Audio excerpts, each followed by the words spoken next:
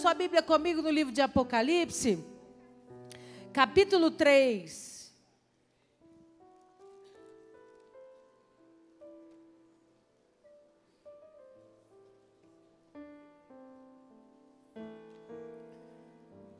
Apocalipse, capítulo 3. Vamos ler a partir do verso 1.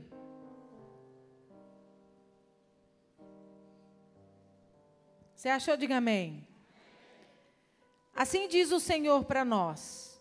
Ao anjo da igreja em Sardes, escreve: essas coisas diz aquele que tem os 7 Espíritos de Deus e as 7 estrelas. Conheço as tuas obras, que têm nomes que vives e está morto. Sê vigilante e consolida o resto que estava para morrer, porque não tenho achado íntegras as tuas obras na presença de Deus. Lembra-te, pois, do que tens recebido e ouvido, e guarda-o, e arrepende-te.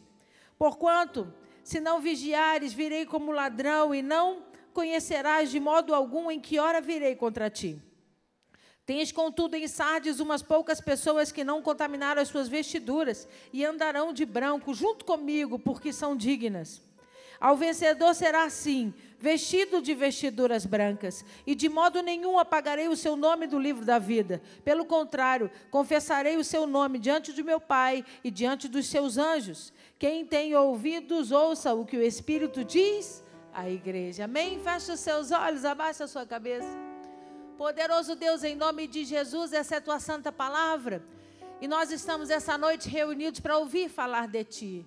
Deus, muito obrigado, porque o véu foi retirado, o selo foi aberto. A revelação pode chegar até nós através do teu Espírito Santo. Por isso, Pai, revela-nos essa noite o que o Senhor realmente quer ensinar à tua igreja. Eu me coloco atrás da cruz de Cristo, a sombra do Onipotente. E eu te peço, toma esse altar que é teu de honra e direito, ministra sobre nós, para a glória do teu nome, em nome de Jesus. Amém, amém, amém. Você pode aplaudir ao Senhor? A Ele a honra, a glória e o louvor para sempre. Glória a Deus. Nós vamos falar essa noite da quinta cidade, pelo qual o apóstolo João descreve um tempo, um momento dentro da história da igreja. Então você já entendeu, desde a primeira até a última, foi dividida em 7 para representar épocas e tempos. E as características da cidade física, pelo qual o apóstolo João escolheu para ministrar, tinha completamente a ver com as condições espirituais da igreja. Então, em cada cidade nós estamos falando das características dela, e logo depois nós vamos ver os questionamentos de Jesus a respeito da igreja, e a gente tem entendido quanto que o Senhor tem nos ensinado através dessa história. E o importante é entender que cada vez mais, cada igreja que nós mergulhamos no conhecimento, cada igreja que nós entendemos, fica fácil você observar que o grande propósito de Deus é nos restaurar por inteiro. Ele não quer que a igreja seja dominante em alguma coisa ou em alguma unção. O propósito de Jesus, quando Ele diz que Ele quer restaurar a noiva, é nos restaurar por inteiro em todas as habilidades e funções da igreja. É por isso que ele usou, através da visão do João, para deixar um recado claro para nós. Para mim não vai funcionar se vocês forem muito bons em alguma coisa e falharem em outros.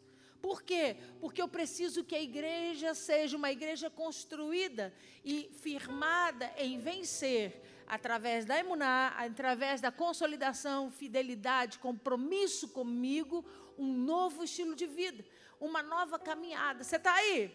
Então, nessa noite nós vamos falar de Sardes, a quinta cidade relatada pelo apóstolo João. A palavra Sardes significa os que escapam ou os que saem. Essa é a tradução literal. Mas eles também traduzem Sardes como a gema de uma pedra preciosa. Existe uma pedra preciosa chamada sárdio. E essa pedra preciosa, ela é avermelhada, cor de carne, cor de terra. É uma pedra que foi usada durante muito tempo para se fazer os selos, né? Então, todas as autoridades, os reis, pegavam a pedra sárdio e colocavam sobre ela o seu escudo, o seu brasão, a sua massa, né? E ali, então, carimbavam documentos importantes históricos. E a Bíblia fala para nós de duas situações onde o sárdio aparece. O sárdio aparece na vestidura do sacerdote, né? No peitoral do sacerdote. É uma das pedras que estão sobre o peitoral do sacerdote. E é uma das pedras que também em Apocalipse é relatado. Quando a cidade celestial, a grande Jerusalém de Deus, for construída, o sárdio será uma pedra importante na construção dos muros de Jerusalém. Vira para esse irmão que está ao seu lado e pergunta para ele, você vai estar lá? Eu não sei você, mas eu estarei lá, observando essa glória que é permanecer e viver a eternidade na grande e poderosa Jerusalém celestial. A cidade de Sardes é localizada ao sul de Tiatira, um pouco mais abaixo da cidade que nós falamos no domingo. Ela fica localizada num vale muito fértil e logo emenda nesse vale uma colina extremamente alta, onde sobre essa colina foi construída muralhas, uma grande fortaleza. Como ela tem uma queda imediata, tem a colina e imediatamente faz uma queda brusca, um precipício. Depois vem esse vale muito fértil, né, com plantas e especiarias. Era impossível dominar a cidade. Era impossível chegar lá e entrar com um exército para tomar a cidade à força. Então, eles tinham muitas garantias de que isso não aconteceria. A cidade fortificada, no alto da colina, era completamente protegida pelas suas muralhas. E ninguém tinha acesso a ela. Isso eles acreditaram durante muitos anos. Até que os inimigos observaram que não dava para invadir com o exército. Mas o muro da cidade tinha brechas. E por essas brechas, alguns homens entraram e invadiram a cidade durante a noite, enquanto as pessoas dormiam. Quando eles acordavam, a cidade já estava toda tomada. O exército não entra junto, ele vai entrando devagarinho pelas brechas do muro. E aí, então, é o primeiro baque da cidade. A cidade perde muito com essa primeira invasão. Mas ele entende que acabou, essa história não vai se repetir. 300 anos depois, pela mesma brecha da muralha, um outro grupo invade a cidade de Sardes. E aí, a guerra é feia, tudo é destruído. E quando eles reconstroem a cidade, então, eles reconstroem a cidade, oferecem a cidade a uma deusa grega chamada Ártemis, que é a deusa da caça. E constroem templos, né, para ela e para alguns outros deuses gregos. Bota para mim, por favor, Felipe. O primeiro. Então, quando nós falamos no domingo, Tiatira estava dentro do período da Idade Média, né? O tempo, quando estava aqui domingo?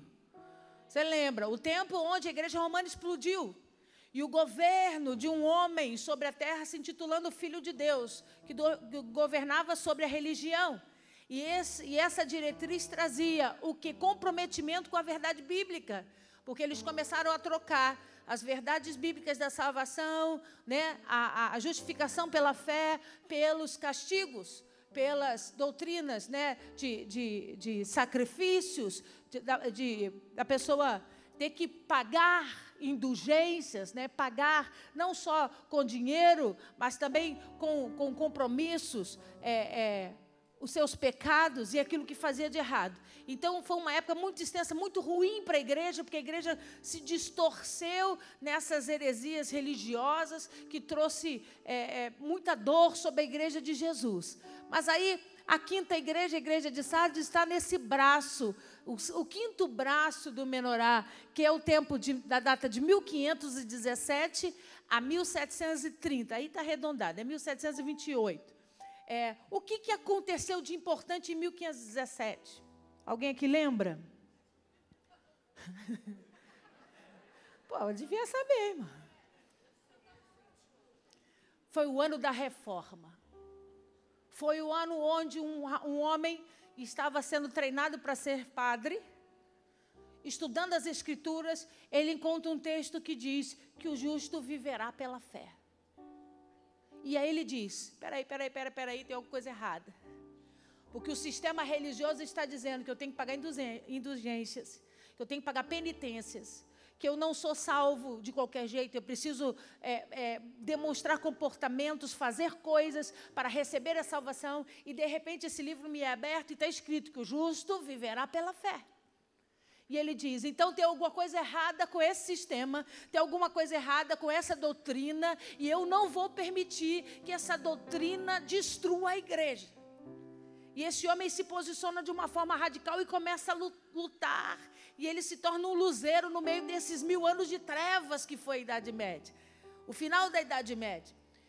Como era o nome desse homem? Martim Lutero. E aí ele diz, não, ou a gente vai viver o que diz as Escrituras, ou nós vamos nos permitir ser enganados por esse sistema religioso. E ele começa a bater de frente com o sistema religioso, crendo que aqueles que verdadeiramente se mantivessem fiéis ao que Deus disse, a palavra de Deus, poderiam estar estabelecidos debaixo de um momento histórico para toda a igreja. Então, bota para mim as imagens, por favor. Então, observe, essa é a pedra,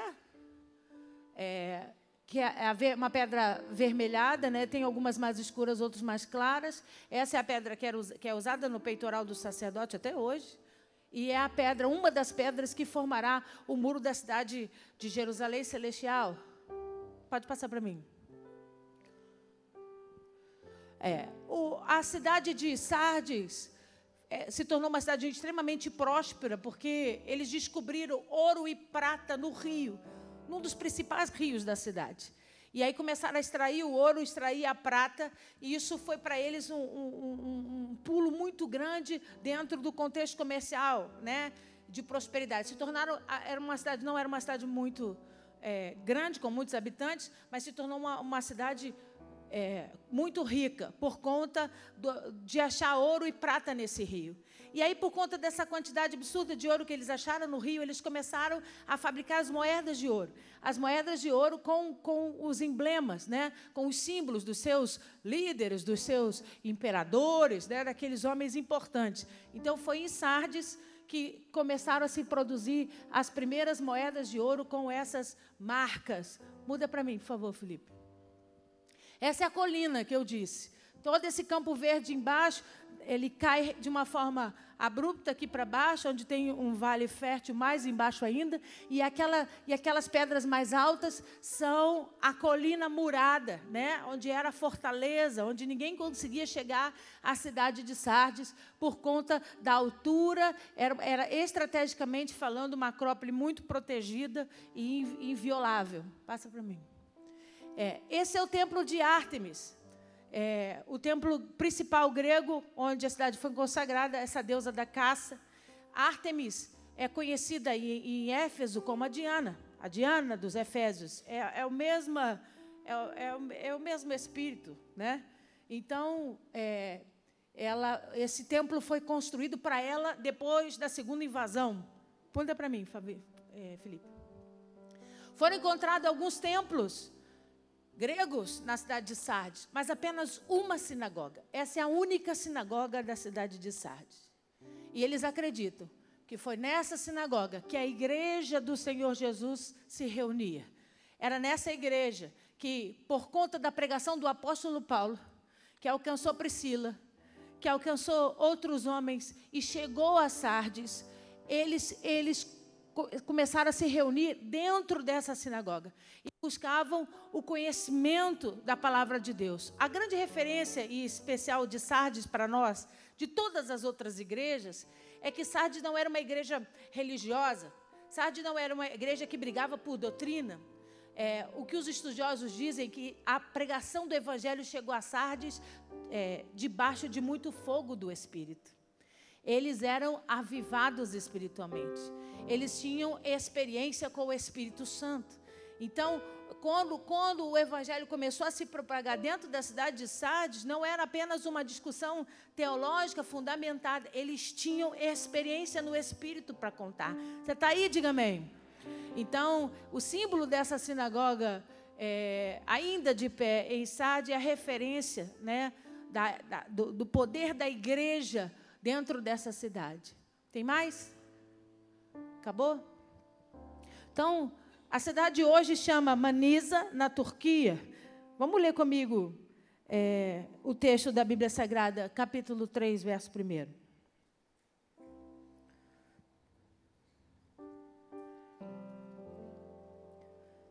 Ao anjo da igreja de Sardes escreve essas coisas. Essas coisas diz aquele que tem os 7 Espíritos de Deus e as 7 estrelas. Então, observa. Primeira parte, ele avisa, vou deixar o recado para o anjo da igreja. Pastora, quem que era o anjo da igreja? Eu não tenho o nome dele, mas sei que dentro desse contexto de 300 anos, Martim Lutero foi uma grande referência. Alguém que realmente ouviu o clamor, a vontade de Deus de transformar, de tirar a igreja daquela situação de prisão religiosa em que ela se encontrava. Então, observa, ele diz, eu quero falar com o anjo da igreja, mas olha quem vai falar com ele. Aí ele começa a se descrever. Ele diz, é aquele que tem os 7 Espíritos de Deus. Então, o que Jesus quis dizer quando ele diz que ele tem os 7 Espíritos de Deus? Ele está dizendo, eu sou aquele que governo sobre todo o Espírito. Os 7 Espíritos de Deus, está lá em Isaías. Abre comigo, por favor, capítulo 11.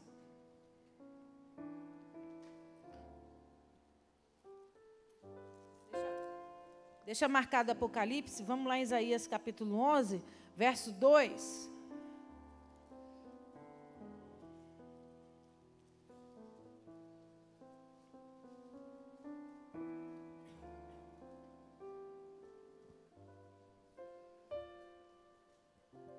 Você achou? Diz assim, repousará sobre ele o Espírito do Senhor, vírgula, o Espírito de sabedoria, de entendimento, o Espírito de conselho, de fortaleza, o Espírito de conhecimento e de temor do... Então o profeta Isaías, o profeta messiânico, estava dizendo, estará sobre o Messias esses 7 Espíritos de Deus, que o governarão.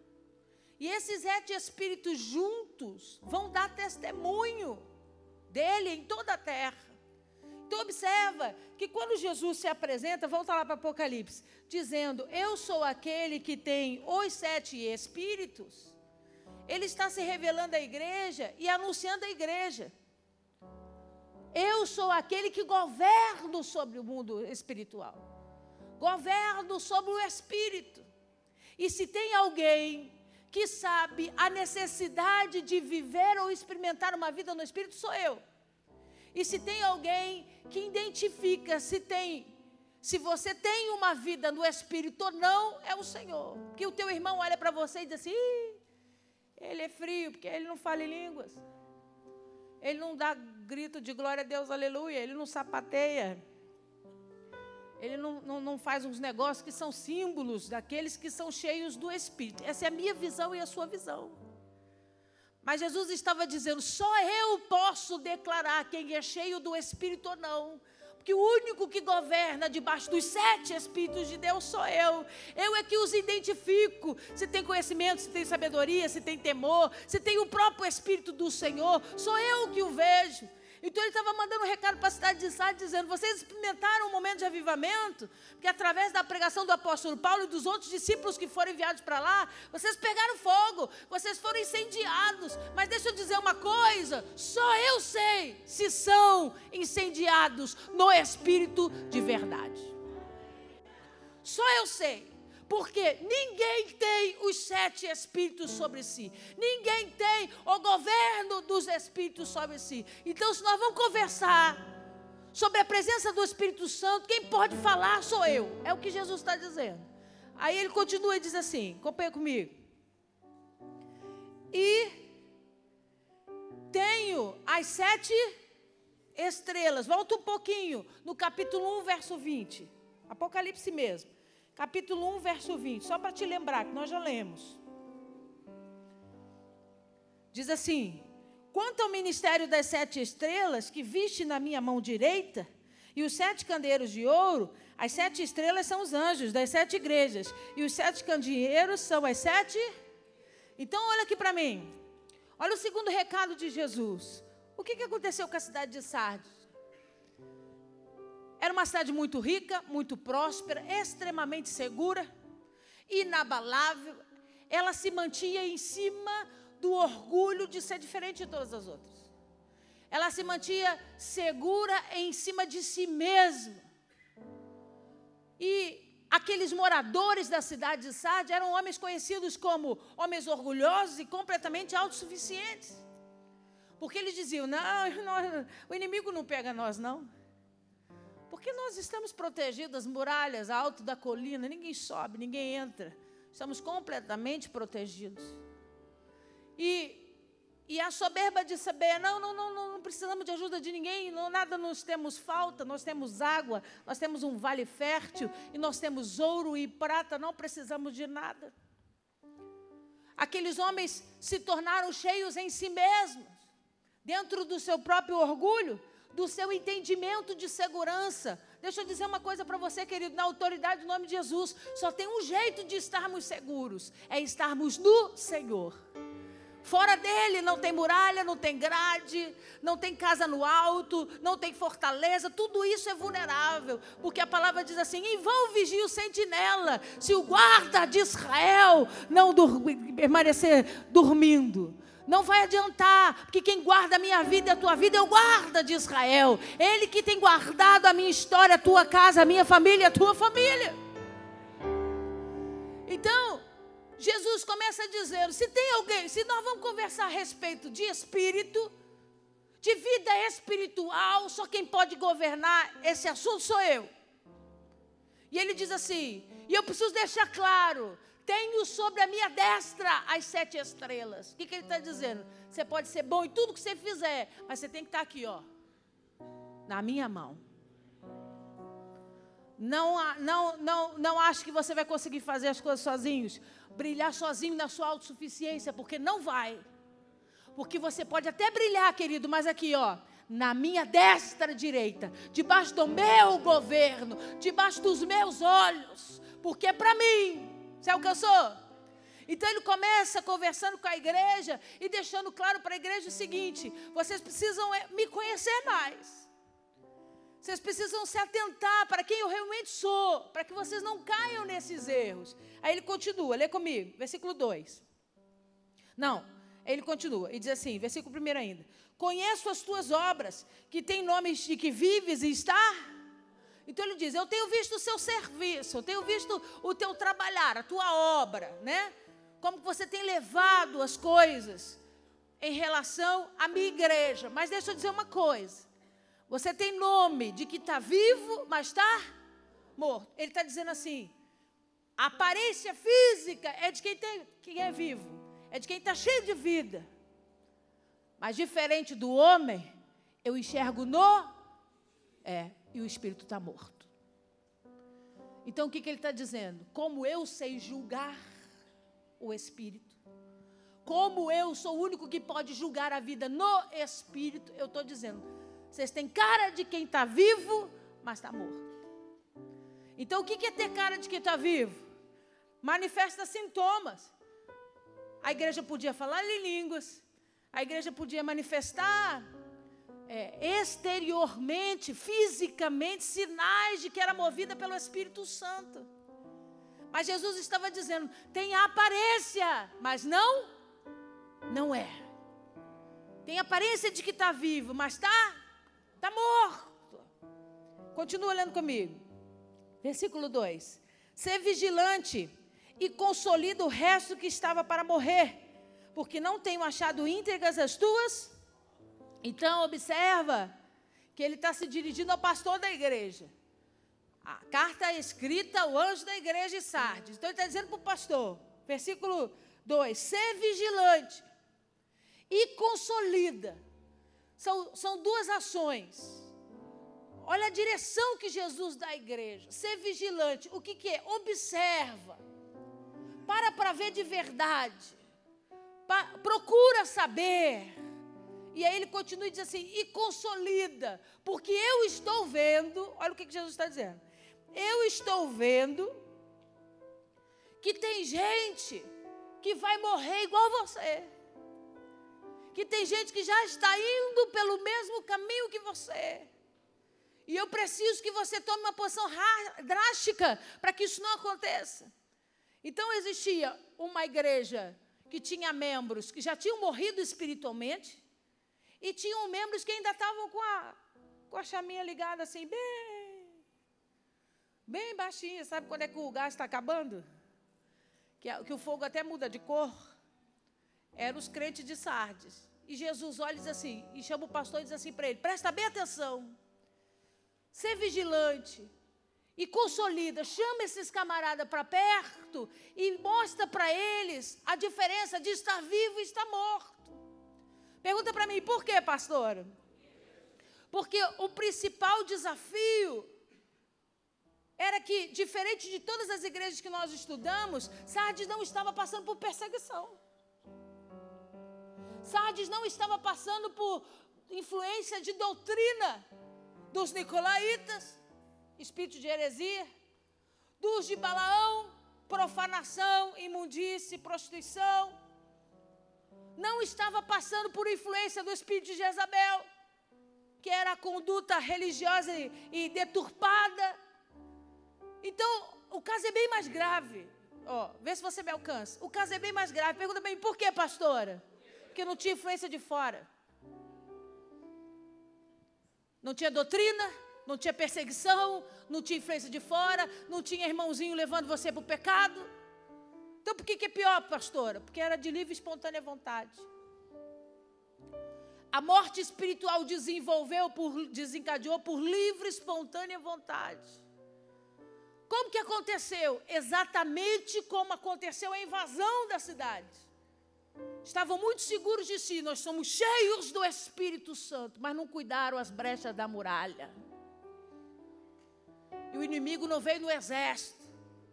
O inimigo veio quietinho, trepando o muro. E quando eles perceberam e acordaram do dia seguinte, vários já tinham invadido a cidade pela brecha que o muro tinha. Pastor, o que a senhora está querendo dizer? Amigo, por isso que a Bíblia diz que aquele que está de pé cuide para que não caia. Porque o inimigo sorrateiramente vai tentar invadir. E ele vai invadir de uma forma onde você não vai esperá-lo. E cada invasão, cada homem que pulou aquele muro, na linguagem figurativa, representa um tipo de sentimento, uma atitude que aconteceu que foi enfraquecendo a fé. Foi te roubando a experiência no Espírito. Você está aí? Por quê, querido? Porque o pecado traz esfriamento. O pecado traz afastamento. Os erros fazem com que a gente vá se tornando homens e mulheres mecânicos. Dizemos que temos a presença, dizemos que sentimos a presença, mas não a vivemos mais. Por quê, pastora? Porque fomos invadidos de forma lenta, com o único propósito, roubar-nos a experiência e comunhão com o Espírito. Você está aí? Então, o que Jesus começa a dizer para esse pastor? Preste atenção, porque a maioria já foi invadida por esse espírito que faz com que o homem só olhe para ele, só olhe para a sua visão, para o seu achismo, para o que ele pensa, para o que ele acha. E por conta das coisas que envolvem a soberba da vida, ele se perde. E ele vai sendo roubado na sua comunhão com o Espírito. E ele vai manifestando outros comportamentos. Você quer diagnosticar alguém que já está morto no Espírito? Amém ou não amém? Essa pessoa começa a se isolar. Essa pessoa começa a demonstrar esfriamento. Essa pessoa começa a demonstrar imparcialidade. Não faz diferença se o culto foi bom ou se não foi bom. a estada é simplesmente religiosa. Você começa a observar o comportamento que vai gerando afastamento da comunhão, afastamento de tudo aquilo que a Bíblia diz que faz com que o Espírito agregue, que o Espírito chegue e transforme. E o que aconteceu com aqueles homens da cidade de Sardes é que eles foram sendo invadidos por tentações humanas. Não teve perseguição, ninguém perseguia, não tinha influência de heresia, não tinha influência de espírito de religiosidade, não tinha influência de espírito de moralidade, de prostituição. Eles decidiam pecar por eles mesmos. Por quê? Porque quanto mais você se esfria no espírito, mais quente na carne você fica. Quanto mais distante da comunhão com o Espírito, mais perto da comunhão com a carne. Porque a obra da carne, ela trabalha contrária à obra do Espírito. Você está aí? Então, à medida que eu vou fazendo coisas, ou eu vou decidindo por coisas que me afastam da presença do Espírito, a minha vida vai morrendo espiritualmente. E foi exatamente isso que Jesus diagnosticou. Jesus disse assim, a igreja está morta, tem cara de que está viva, mas está morta. Mas tem uns camaradas lá, que ainda estão uma chaminha assim. Então corre nesses caras e diz para ele, para agora. Porque você não pode tomar conta da sua vida. Não acha que você pode tomar conta da sua vida sozinha, porque não pode. Você precisa de Deus. Você precisa do sangue para te proteger. Você precisa da palavra para te dar livramento. Você precisa do céu governando sobre a sua vida. Não ache que você pode controlar, porque não pode. Jesus disse para aquele pastor, cuida, seja vigilante e consolida. Chega, senta com ele e diz assim, não pode, não vai funcionar. O que você acha que não tem nada a ver, está te levando para morrer no espírito. O que você acha que não tem nada a ver, está te esfriando de tal forma que você ainda acha que ele tem comunhão, mas ele não tem mais. Acompanha o que diz as Escrituras.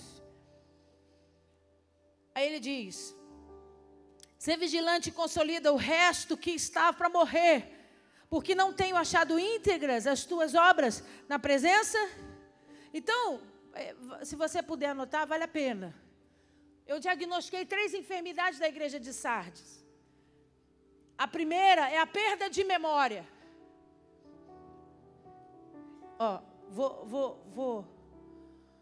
Vou contar a tua história. Você dizendo assim, você viu, menino?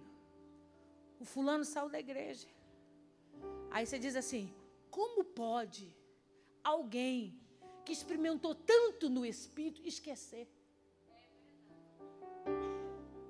Porque a primeira enfermidade que vem sobre aquele que já está morto no Espírito é esquecer do poder que o Espírito tem e como ele age. É por isso que a pessoa sai e se diz, meu Deus, mas era usado demais. Mas Deus usava demais, como é que não sente falta disso? Como é que não lembrou desse momento antes de tomar uma decisão tão radical? Porque a falta de memória é o primeiro diagnóstico daquele que já morreu no Espírito. Porque a Bíblia diz assim, o Espírito tem ciúme de mim, de você. Quando nós não mantemos a comunhão com Ele, Ele geme em ciúme e diz, vem, me deseja, me adora, porque eu quero ter comunhão, eu quero fazer, eu preciso manifestar relacionamento. Então o primeiro diagnóstico é a falta de memória. Eles esquecem a experiência. Deixa eu dizer uma coisa para você. Você precisa trazer à memória sempre aquilo que te traz esperança. Toda vez que vier aquela voz dentro de você dizendo, eu não sou nada, eu não valho nada, nada na minha vida dá certo, eu nasci para morrer, eu nasci para ter uma vida destruída. Leva a tua mente, amigo, o momento em que o Espírito te pegou, no Espírito que Ele soprou sobre você, que Ele te encheu, que você foi pleno, porque Deus dizendo para você, ei filho, eu escolhi para fazer morada em você. Não acha que isso é qualquer coisa, porque não é.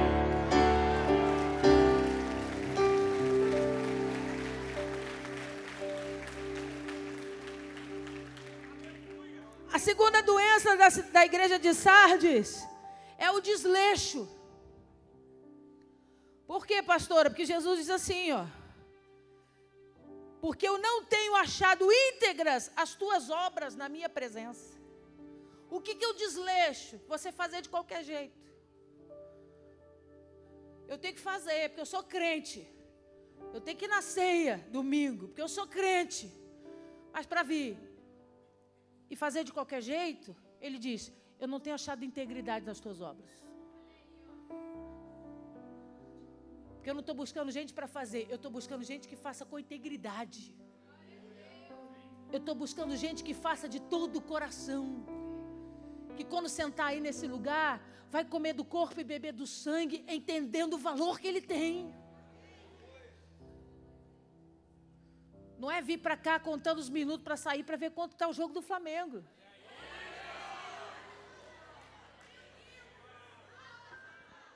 Porque o sangue te leva para o céu, o Flamengo não vai te levar para lugar nenhum.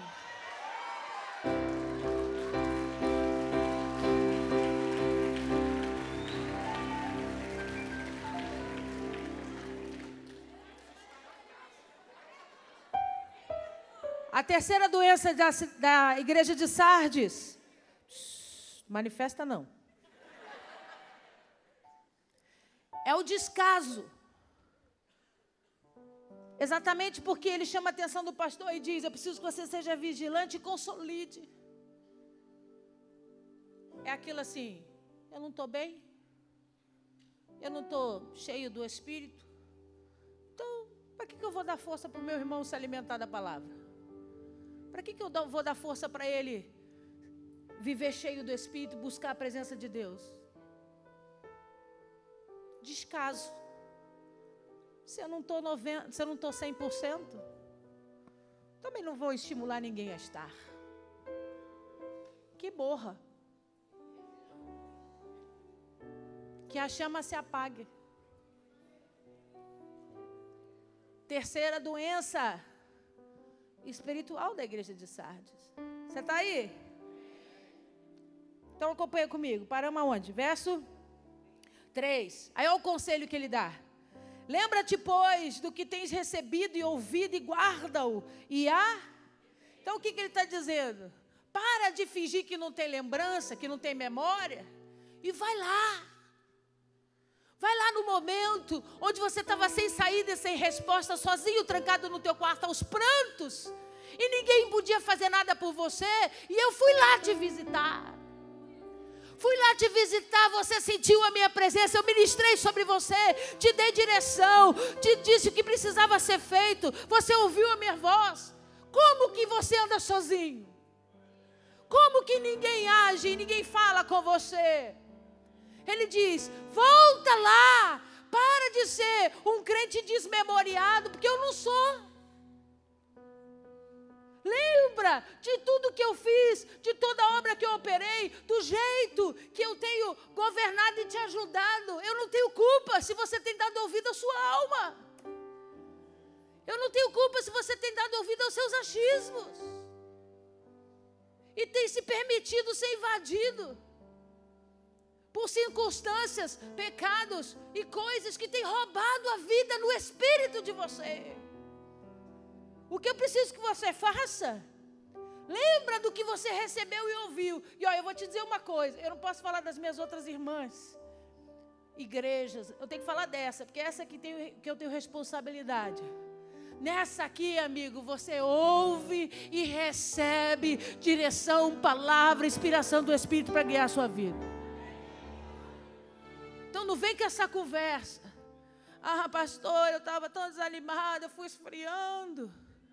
Deus está dizendo, esfriou porque quis. Porque tem fogo, você ouviu e recebeu. Então volta lá e resgata aquilo que foi entregue sobre a tua vida. Quantos já passaram pela experiência do arrebatamento? Levanta a mão. Que passaram mesmo, tiveram experiências poderosas. Levanta a mão. Isso não é para esquecer nunca. Porque isso é coisa para escolhido de Deus. Não acha que isso acontece em qualquer esquina, porque não acontece, não. Deus tem abençoado a mim e você, para que você experimente disso. Então, toda vez que você pensar em fazer bobagem, ou achar que você está mais ou menos, lembra do que Deus fez naquela madrugada.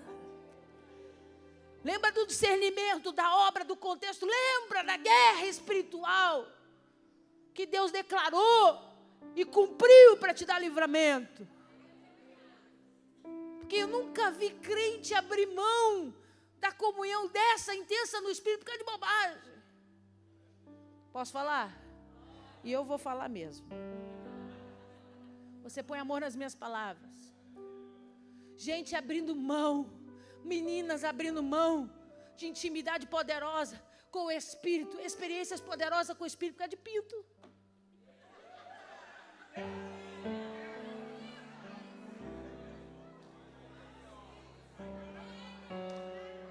Deus diz assim: lembra de mim. Lembra do que você viu, lembra do que você aprendeu, lembra do que eu te ensinei. Porque isso é que vai sustentar a tua vida. As bobagens que você faz e que você tem me trocado vai levar você para o abismo. Não vai ressuscitar você, não vai trazer vida sobre você. Você está aí? Então fala para esse irmão que está do seu lado e diga para ele: vamos parar de bobagem, irmão. Diga para ele: vamos aquecer isso de novo. Vamos acender esse fogaréu de novo essa noite.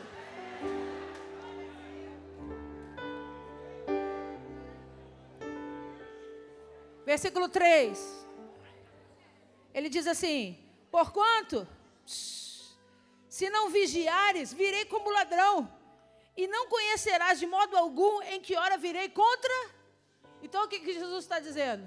Assim como a sua cidade foi invadida 2 vezes, quando vocês estavam dormindo e não guardaram, não perceberam que tinha brecha na muralha, eu também vou vir assim como ladrão, na madrugada. E se você não estiver pronto, ardendo no Espírito, acordado, é por isso que a palavra de Deus diz: desperta tu que dormes, ressuscita dentre os mortos. Porque se estiver dormindo, e aí a linguagem no Espírito, adormecido no Espírito, você não vai ver, e vai perder a oportunidade da tua salvação.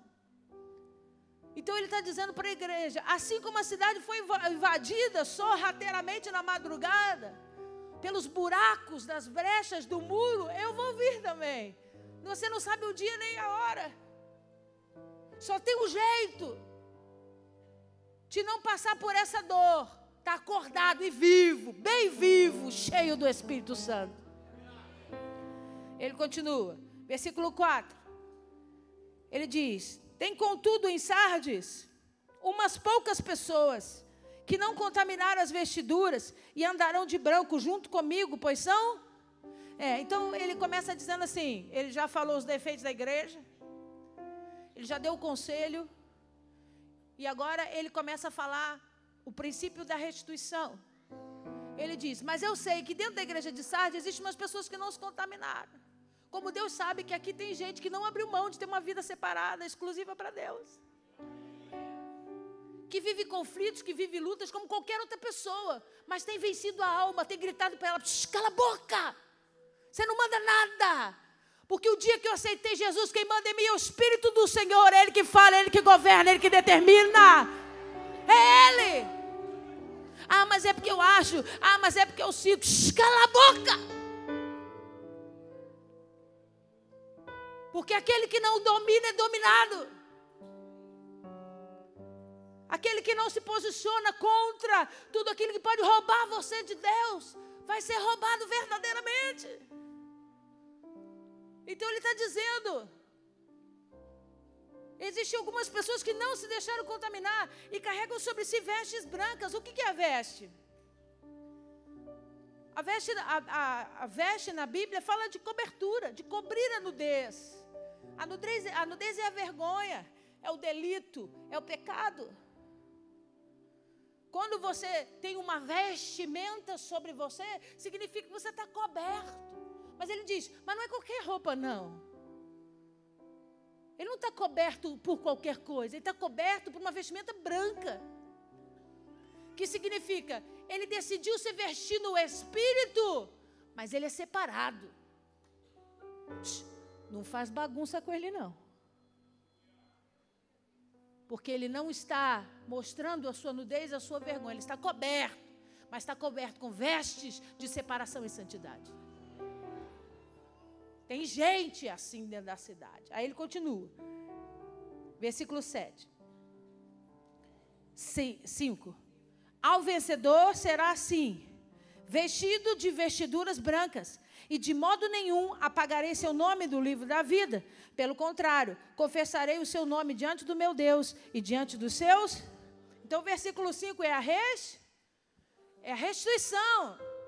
É o que ele veio fazer para devolver à igreja. Ele está dizendo, aqueles que estão cheios da emuná de Deus e que vão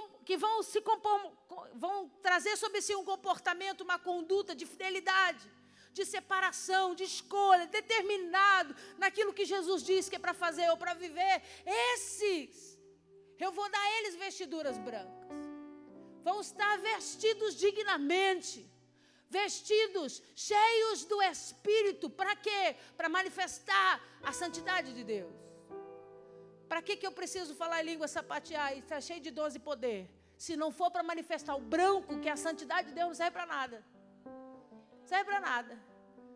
Só para as pessoas acharem que a gente tem alguma coisa que não nos pertence, que não é nossa. Se eu sou cheia do Espírito Santo, e eu estou manifestando isso através das línguas que eu falo, do poder que Deus me derramou sobre mim, eu preciso fazê-lo debaixo de conduta de santidade. Para que os homens me olhem como o Senhor me olha, vestiduras brancas, porque não é para a glória do homem, não é para a soberba humana, não é para se autoafirmar, é para Deus, é para Ele, para a honra dEle, para a glória dEle. Então ele está dizendo, os que permanecerem em emuná de Deus, eu vou dar a eles vestiduras brancas. E ele não termina, ele diz assim, e de modo algum apagarei o seu nome do livro. Isso é muito legal, porque ele está dizendo assim, que em Sardes, você estava morto. Se tinha algum livro de registro, era no livro da morte. Estava seu nome lá. Quem morreu no Espírito? O fulano, o ciclano, o Beltrano. Estava lá, no livro da morte, mortos no Espírito. Mas ele diz, não vai acontecer isso com aqueles que permanecerem em fidelidade e fé. Por quê? Porque eu sou aquele que tiro eles do livro da morte para trazê-los para o livro da vida. E coloco o nome deles registrado no livro da vida, onde ninguém mais pode tirar. Onde nunca mais será removido, vai constar no céu, diante dos homens. E eu serei testemunha desse nome diante dos anjos de todo o governo celestial, protegendo. Vai lá comigo em Gênesis. Capítulo 3.